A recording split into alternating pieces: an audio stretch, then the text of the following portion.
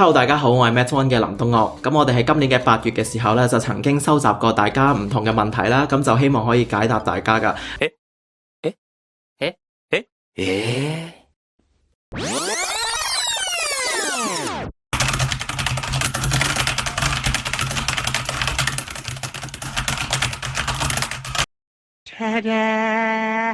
咁我哋就嚟我哋嘅第一條 Q&A 影片，我哋即刻去片。請問你成立 Mat One 嘅原因係咩呢？咁呢個就係當年我14歲嗰陣時候啦，就真係貪玩嘅，因為中意氣象啦，咁同埋玩玩下嘅心態啦，就希望咧將自己預報嘅內容咧就發放出去啦。咁啱嗰陣時 Facebook 就好興起啦，咁所以嗰陣時就喺 Facebook 度開咗個 page，咁就嘗試下發放自己嘅預報嘅內容，咁就一做就做咗13年啦。對未來有咩規劃呢？而家未來啊，未來暫時咧都想做多啲科普嘅工作嘅，即係希望都將大眾，希望都可以提升到大眾對氣象嘅知識啦。咁所以未來都可能會喺教育上面做多啲，講多啲預報，例如預報嘅限制啊，大家都好清楚，可能熟悉氣象嘅都會清楚暴雨同颱風係兩個完全唔同嘅概念。咁但係始終都仲有部分嘅市民啊或者讀者都仍然都係未知道啦。咁所以都希望喺呢方面都可以解釋得多啲。你覺得 Mat One 最具挑戰性嘅工作係啲咩？一定係直播，直播係最挑戰性嘅，因為熟悉我哋嘅朋友都知啦，我哋嘅直播咧就係會喺打風嘅時候夜晚10點半播啦。咁喺10點半之前嗰段時間，我哋就要不斷去準備我哋嘅內容啦。咁我哋就要分工啦，咁寫稿嘅寫稿啦，美術嘅就要負責整圖啦，跟住然後我就負責做主播啦。咁但係做主播都唔係淨係齋稿讀，咁有時你都要check清楚份稿啊，又或者遇上一啲嘅突發情況，你就要爆肚啊、lift 啊咁樣。咁所以直播一定係最大挑戰性嘅工作，同埋最刺激，同埋你要喺有限嘅時間之內將個內容完整地預備好咧，其實同時間競賽嗰個感覺係真係腎上腺素上升，真係會超級緊張。搞 Mat One 呢個 page 其實都賺唔到錢啦，有啲乜嘢令到你哋可以堅持做落去呢？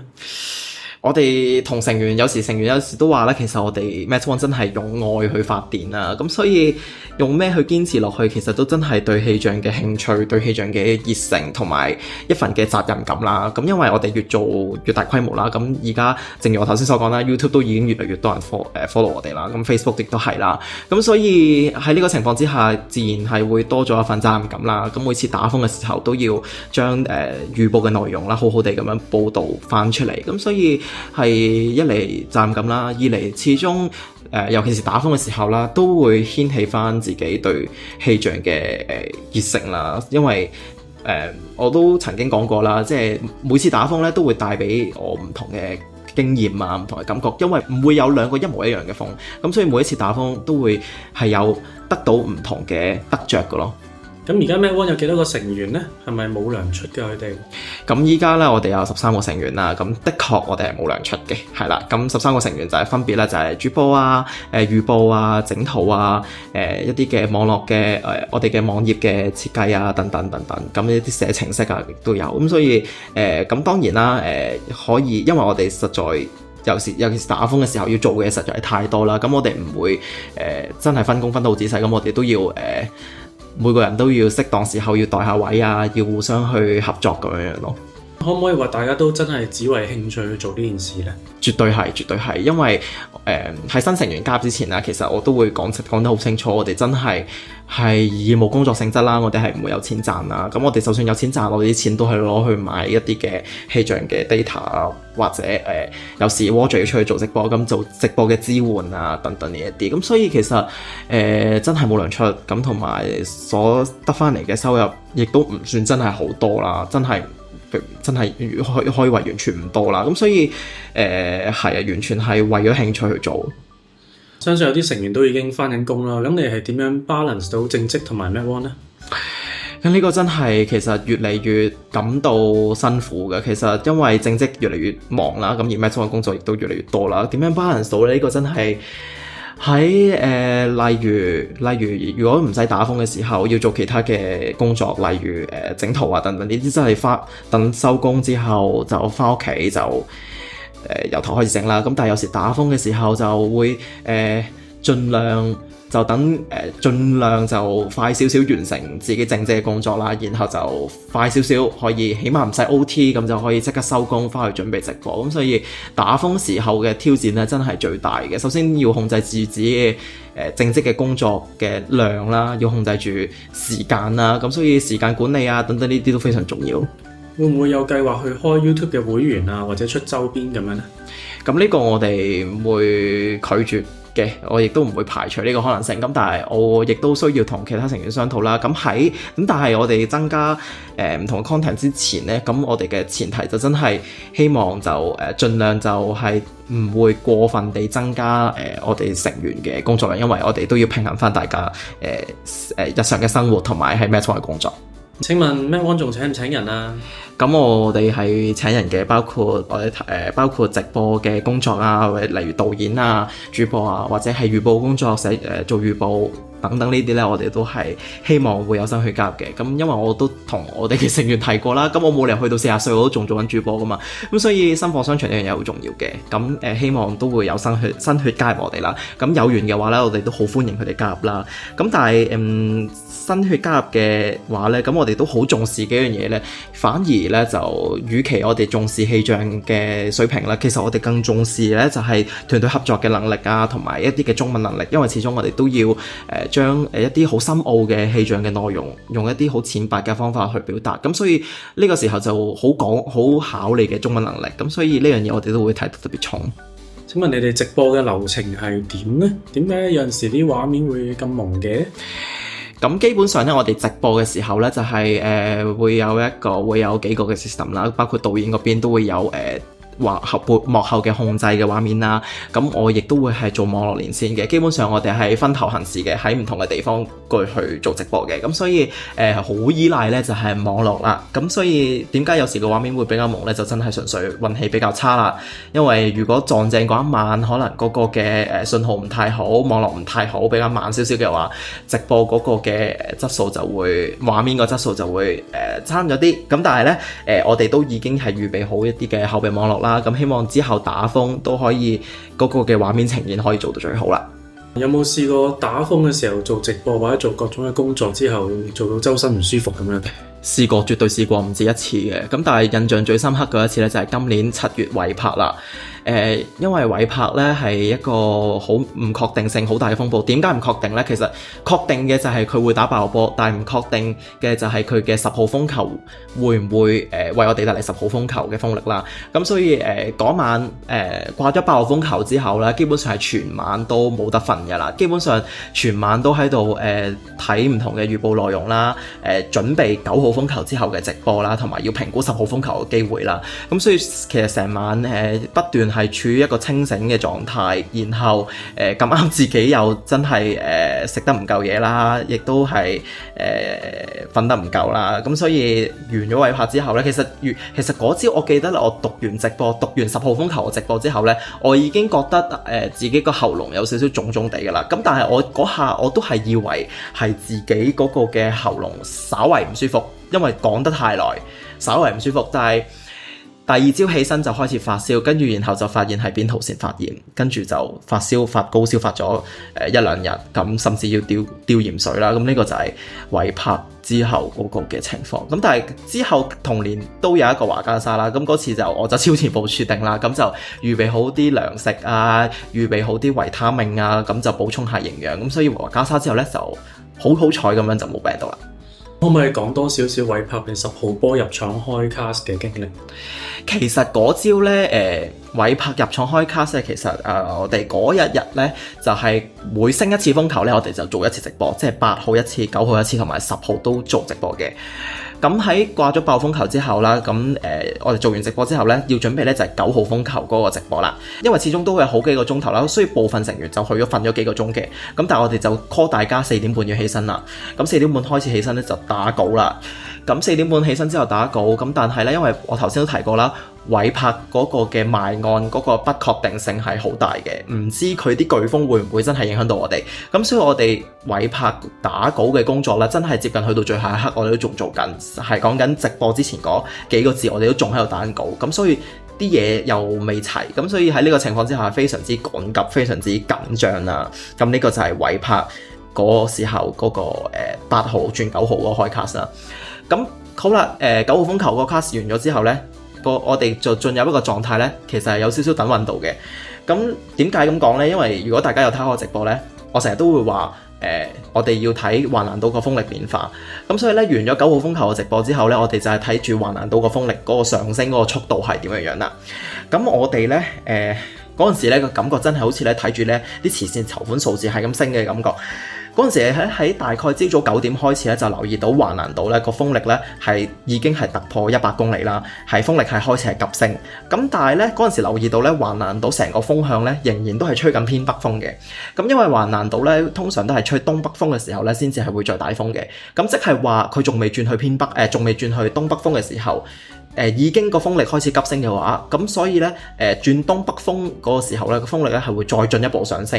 咁但係仲吹緊偏北風嘅時候，橫瀾島個風力你已經係過100公里，甚至超過110公里啦。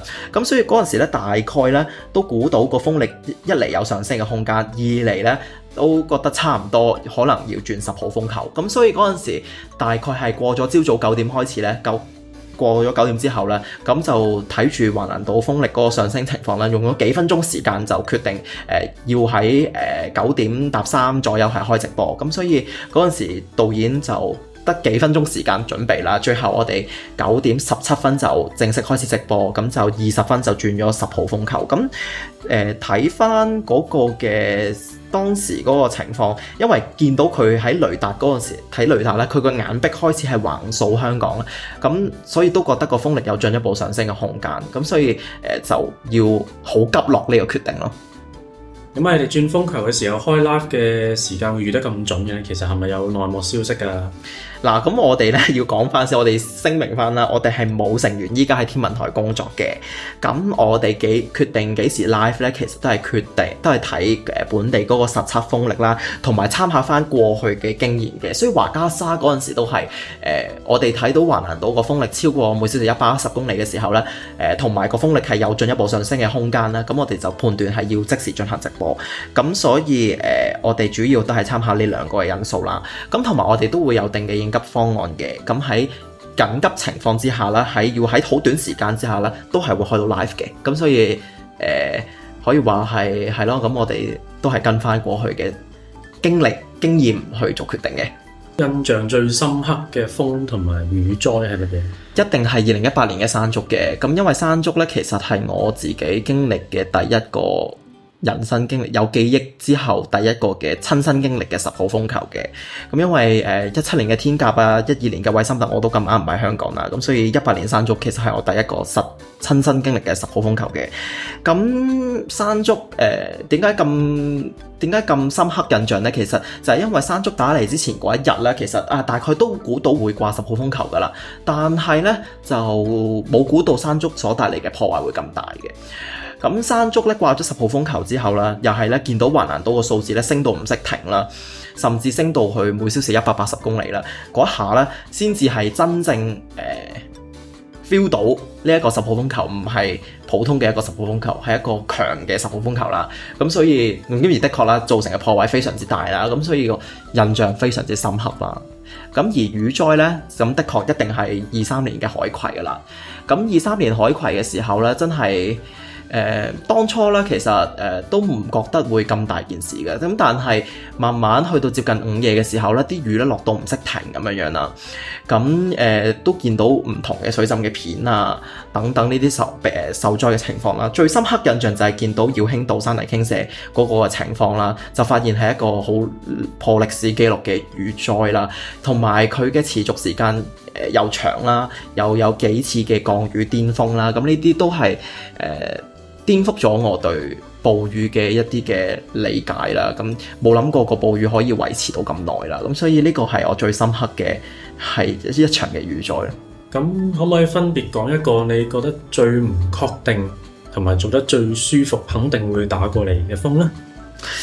最唔確定嘅就係2024年嘅桃枝啦，因為咧嗰陣時咧就係預計咧佢嘅烈風區咧會維持住熱帶風暴嘅強度，咁佢嘅烈風區咧有機會好接近香港，咁但係唔確定嘅就係咧佢因為咧佢係會受到東北季候風嘅影響啦，因為嗰陣時已經係11月啦，咁所以咧嗰陣時咧就預測咧圖資會慢慢咧採取由原先嘅偏北路徑咧就逐漸向西行，然後咧就會俾東北季候風咧打到向南行，咁所以嗰陣時候就係唔確定嘅位就係你唔知佢幾時會轉南行或者減弱，因為一轉南行就會減弱噶啦，咁所以就會好影響到掛唔掛得成爆波啦。咁呢個我哋嗰陣時都好苦惱地諗咗好耐，最後我哋喺嗰晚嘅6點幾啦，香港時間6點幾咧就出咗一個8號風球機會係中等至高嘅預報啦。咁呢個決定都真係嚟得相當之難，因為我嗰日嘅成個晏晝，我哋都喺度諗緊，佢啲烈風會有幾埋啊，佢會唔會減弱啊等等呢啲因素啦。咁所以去到最後一刻都唔知道掛唔掛得成8號風球啦。咁所以呢個係最唔確定我做過最辛苦嘅一個例子啦。咁而做得最舒服嘅呢幾年嚟講嘅話咧，應該就係華嘉沙啦。雖然華嘉沙個工作量係大，咁但係華嘉沙啦個路徑穩定，強度亦都係非常之高，咁其實同山竹嗰個嘅分別唔算係太大嘅，因為同山竹一樣，好早就鎖定咗佢係會以高強度大環流咁樣移入南海啦，咁所以好快就可以肯定到會掛到8號波啦，咁而10號風球個機會亦都係唔低啦，咁所以我哋可以好早就 plan 定有啲乜嘢要預備，一啲嘅防災嘅內容啊、直播嘅內容啊、一啲嘅解說短片嘅內容啊等等呢啲，我哋可以好早咁已經寫定一個guideline， 咁我哋就可以跟住去做，咁所以其實華嘉沙雖然係辛苦嘅，冇得瞓覺嘅，咁但係佢嘅唔確定性係非常之低啦，所以每樣嘢都可以唔需要見步行步嚇，大概呢個時候我就可以每個階段我都可以好清晰咁樣知道要做唔同嘅嘢，咁所以華嘉沙都係的確係近幾年嚟做得最舒服嘅一個風。咁而家呢排極端嘅天氣越嚟越頻繁啦，你覺得香港嘅警告信號系統有冇改善嘅空間？我覺得個警告信號系統咧，其實都已經好深入民心㗎啦。咁所以其實例如13890風球嘅13890，暴雨嘅黃紅黑呢啲咁嘅分級，呢啲嘅分階級咧，其實都已經係好深入民心，冇人會唔識呢一個嘅分級啦。咁我覺得嗰個嘅預警警告系統咧，其實改嘅必要咧唔係好大，而反而係大家嘅預備上面咧，可能真係要做得足啲，尤其是近幾年嘅風暴潮啊、大雨啊呢啲情況之下，尤其是大雨係會嚟得比較急少少啦，咁所以做定準備咧係緊要嘅。你本人自己最想親眼睇到啲乜嘢天氣現象呢？如果講打風嘅話呢，我會想睇一次風眼嘅，即係我會想體驗下一個風力升到好高，跟住呢入咗風眼之後呢，變得風平浪靜，睇到藍天，然後呢個風眼長，個眼壁一過呢，個風力再上升，我好想體驗下一次呢啲嘅現象。咁雖然08年嗰個鸚鵡咧都係類似咁嘅現象啦，但係因為鸚鵡個結構其實係唔算係一個完整嘅颱風嘅結構啦，佢係受到垂直風切變影響咧，咁所以係出現一啲嘅分離嘅狀態，咁所以鸚鵡都唔算係一個完整嘅風眼啦，咁所以我都好想經歷下好似喺外國社會見到嗰啲完整風眼嘅時候嗰個嘅天氣變化，好想親身試下。另外仲有例如係水龍捲啊，即係成呢個都真係未見過，同埋雙彩虹。彩虹呢，可能好多人見過，但係意外地呢，我係一次都未見過嘅，唔知點解，冇印象我係有見過彩虹嘅，尤其是雙彩虹啦，更加冇見過。所以我成日都覺得相睇就好靚，唔知實際睇落去會係點，所以好想親眼睇一次。關於你嘅同事嘅問題喎，咁有人就想問 Roger 平時採訪用嘅風速計係咩？邊度嚟㗎？邊度買㗎？我會問下佢，然後擺度。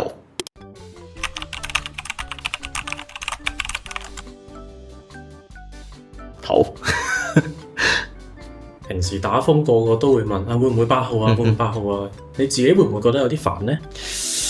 其實都會嘅，因為一嚟我哋已經係會做呢個8號風球嘅概率預報啦。咁但係有時有啲情況真係唔係每次都可以提早答到嘅。頭先提過一啲嘅不確定性嘅個案呢，就真係未必可以每一次好早咁答到你。咁所以有時問你都唔知點答，因為你都唔 confirm 佢掛唔掛。咁但係有時有啲 case 你真係要去到最後一刻，睇下埋岸嘅時候嗰個嘅，尤其是風暴嘅路徑啊，佢嘅雨帶發展啊等等呢啲因素都可以好影響到啦。咁所以有時真係有啲唔耐煩嘅會答到，唔好意思。好嚴上嘅。請問你自己嘅工作同氣象有冇關呢？唔完全有關嘅。咁我自己都唔太想我自己嘅工作都係即係做氣象啦。咁我覺得都會想將興趣就留翻喺興趣嘅層面啦。咁我就因為我都唔係好想好易就冇咗個熱誠，咁所以就希望可以攞翻個平衡啦。請問東岸你結咗婚未啊？或者有冇女朋友啊？有咩擇偶條件啊？分享下。就未結婚冇女朋友，擇偶條件就係啱 feel 就得㗎啦，好老實。以上好，咁咧就解答晒大家嘅唔同疑問啦。咁就好多謝大家嘅收睇啦。咁我哋會繼續啦，為大家盡力提供最好嘅預報啦。咁同埋希望可以好快可以再同大家係見面。咁記得走之前，記得就幫手 follow、subscribe 我哋嘅 YouTube channel， 同埋咧記得開鐘仔啦。咁我哋唔同嘅天氣資訊咧，亦都可以喺呢一啲嘅頻道、呢一啲嘅社交媒體咧可以睇到嘅。咁大家咧就記得咧去嗰度咧睇我哋最新嘅預報啦。拜拜。